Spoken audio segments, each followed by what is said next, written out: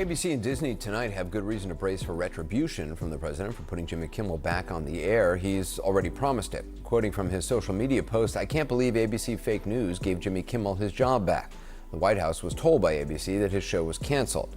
He continued with the thread, "I think we're going to test ABC out on this. Let's see how we do. Last time I went after them, they gave me $16 million.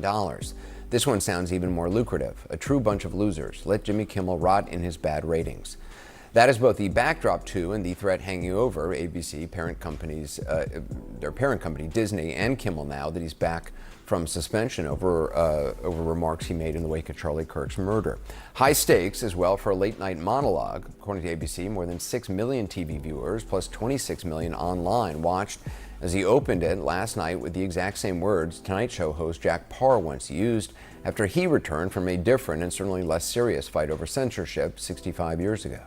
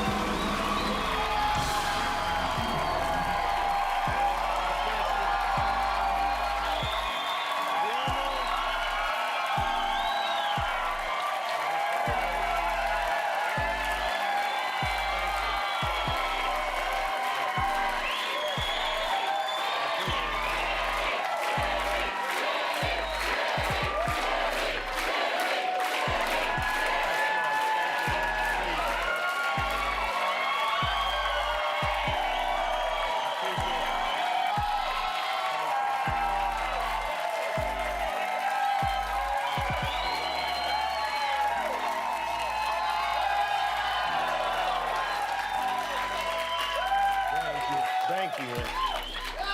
Anyway, as I was saying before I was interrupted. Well, Kimmel also made light of the conditions for his return. Disney has asked me to read the following statement, and I've agreed to do it. Here we go. To reactivate your Disney Plus and Hulu account,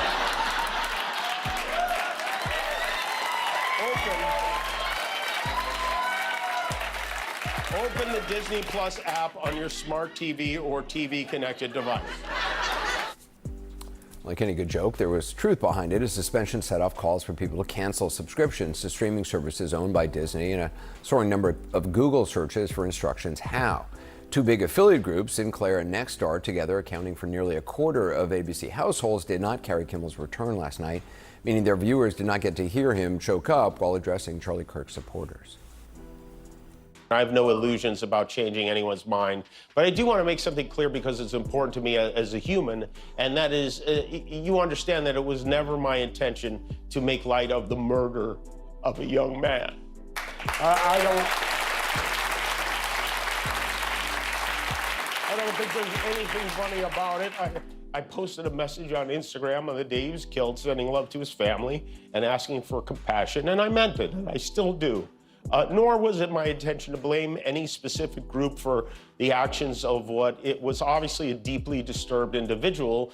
That was really the opposite of the point I was trying to make, but I understand that to some that felt either ill-timed or unclear, or maybe both. And for those who think I did point a finger, I get why you're upset. If the situation was reversed, there's a good chance I'd have felt the same way. Kimmel also directly addressed the president in his pressure campaign to get him pulled from the air, as well as the wider climate of censorship he sees taking hold in the country. The President of the United States made it very clear he wants to see me and the hundreds of people who work here fired from our jobs. Our leader celebrates Americans losing their livelihoods because he can't take a joke. He's not stopping. And it's not just comedy. He's gunning for our journalists, too. He's suing them. He's bullying them. Over the weekend, his foxy friend Pete Hegseth announced a new policy that requires journalists with Pentagon press credentials to sign a pledge promising not to report information that hasn't been explicitly authorized for release. That includes unclassified information. They want to pick and choose what the news is. I know that's not as interesting as muzzling a comedian, but it's so important to have a free press, and it is nuts that we aren't paying more attention to it.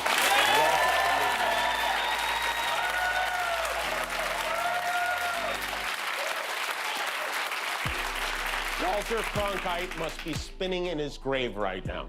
He's dead, right? Yeah. Look, I never imagined I would be in a situation like this. I barely paid attention in school. But one thing I did learn from Lenny Bruce and George Carlin and Howard Stern is that a government threat to silence a comedian the president doesn't like is anti-American. Well, before the monologue aired, Kimmel got a boost from podcaster Joe Rogan. Here's his remarks. The companies, if they're being pressured by the government, so if that's real, and if people on the right are like, yeah, go get them, oh my God, you're crazy. You're crazy for supporting this, because this will be used on you. A spokesman for Charlie Kirk's organization, Turning Point USA, weighed in on Kimmel's monologue, saying it was not enough. What we need is, I'm sorry, I lied, I was wrong, and I won't do it again. And my apologies to the Kirk family and to Erica Kirk. When somebody like Jimmy Kimmel says that the shooter of Charlie was MAGA, what he's really saying is that it's okay to lie about conservatives, that their lives don't matter, that his agenda, his political agenda and cultural agenda is more important than the life of my friend who was just taken from us and robbed from us. Vice President Vance also addressed Kimmel's remarks, suggesting the administration and FCC Chairman Brendan Carr had nothing to do with his suspension. What people will say is, well, didn't the FCC commissioner put a tweet out that said something bad? Well, compare that, the FCC commissioner making a joke on social media.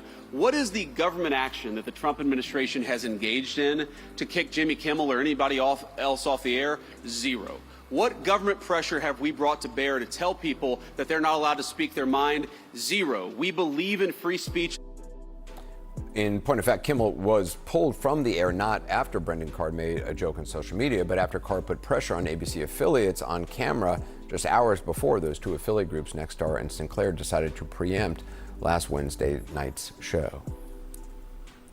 We can do this the easy way or the hard way.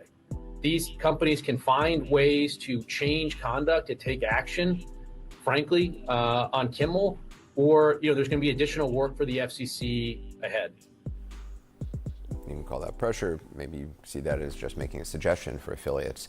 Joining us now is Kara Swisher, co-host of the Pivot podcast and host of the On with Kara Swisher podcast, also Harvard Law School professor and First Amendment attorney Rebecca Tushnet. Kara, first of all, what did you what did you think of Jimmy Kimmel's monologue? I thought he did a great job. It's a really hard needle to thread. I think he came off as human. He was funny. That's the critical thing. He's a comic. He should be funny. Relaxed, actually, surprisingly. And he made a lot of good jokes, mostly at the expense of Donald Trump and Brendan Carr. And those are the deserved attack vectors for a comic in this situation like him. So I thought he was good, and he wasn't too lectury. I think that could have been a problem. He said sort of the right things about the free press, and was, I think, appropriately apologetic, and tried to say, if you heard me the wrong way, I'm really sorry. I thought it was pretty good. It did well. So it did well. That's the other thing, by the way. 26 million on YouTube, yeah. 6.25. It's sort of a clap back at President Trump because it was popular. People wanted to hear it. And Karen, you interpret it as a clapback against the president? I think that, yes, definitely. He was making a lot of jokes at the expense of those Trump numbers. Oh yeah. People wanted to see it. It was popular. The one thing President Trump is aware of is popularity, and this was popular. I don't know if it's going to stay popular, but he certainly did Jimmy Kimmel a favor. He always says he does favors for people's ratings. Well, congratulations, President Trump. You did a great job getting Jimmy Kimmel noticed, and so. Professor, the president called Kimmel's show another arm of the DNC, likened the airtime he gets to an unlawful campaign contribution against him. Does that argument have any basis in law?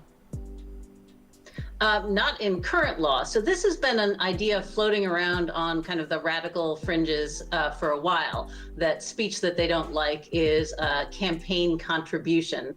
And, obviously it's nonsensical here. It's nonsensical in general, but it's particularly so here where there's no way you could say he's supporting a political party. But even if he was, saying things in support of a political party is not a political contribution. And that's, I mean, I really don't know what, like, it's deeply bizarre. In the latest clash between politics and entertainment, Donald Trump has lashed out at ABC over Jimmy Kimmel's dramatic return to television. Just days after the network announced that Jimmy Kimmel Live would resume airing, Trump took to his social media platform to unleash a furious tirade, blasting both the network and Kimmel himself, the former president, accused ABC of being totally corrupt and nothing more than a propaganda machine for the radical left. In his post, Trump fumed that Jimmy Kimmel is a third-rate comedian who should have been permanently taken off the air. He also claimed that ABC's reversal proves that Hollywood elites and fake news media control everything. This furious outburst comes after weeks of tension. Remember, Kimmel was briefly suspended from the air following controversies surrounding his relentless mockery of Trump and his allies. But public pressure from fans, celebrities, and even other comedians pushed ABC into a rare reversal. The moment Kimmel stepped back on stage, the show became bigger news than ever, and Trump clearly noticed. During his first night back, Kimmel delivered an emotional monologue, thanking his supporters and even poking fun at ABC for suspending him in the first place. But as expected, he didn't spare Trump. He made several cutting jokes about the former president, which many believe triggered Trump's latest eruption. Trump's response hasn't just targeted Kimmel. He went after ABC executives too, calling them weak cowards who caved to the mob. He claimed their decision was a direct attack on free speech for conservatives while giving liberal voices like Kimmel unlimited power to spew lies and hate. Social media immediately lit up. Supporters of Trump cheered his comments, saying ABC's decision shows media bias is alive and well. Meanwhile, critics mocked Trump's meltdown, arguing that he can't handle being the butt of a joke. Hashtags like Chak's Trump triggered and Chacha Kimmel returns began trending side by side, showing just how divided the reaction really is. What's clear is that this isn't just about late-night comedy anymore. It's about the battle between politics, media power, and cultural influence. For Trump, Kimmel represents Hollywood's disdain for him. For ABC, Kimmel is a ratings machine. And for viewers, this controversy has turned into a front-row seat to a larger fight about free speech, censorship, and political satire. The big question now, will Trump's pressure campaign against ABC escalate? Could his allies in politics and media call for boycotts? Or will Kimmel's return only embolden him to go harder against Trump in the weeks to come? One thing is certain, Jimmy Kimmel is back, Trump is angry, and the drama is far from over. So whose side are you on? Did ABC make the right decision bringing Kimmel back? Or is Trump right to call them out for bias and double standards?